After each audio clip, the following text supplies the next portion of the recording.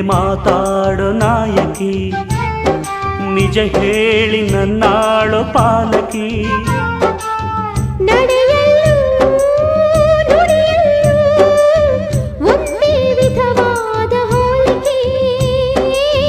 ನಗುವಲ್ಲೂ ಮುನಿಸಲ್ಲೂ ಪ್ರೀತಿ ಒಂದೇನೆ ಕಾಣಿಕೆ. ಅಪರಂಜಿ ಚಿನ್ನವೋ ಚಿನ್ನವೋ ನನ್ನ ಮನೆಯ ದೇವತೆ. ಗುಲಗಂಜಿ ದೋಷವೋ ದೋಷವೋ ಇರದ ಬಾಳ ಸ್ನೇಹಿತೆ.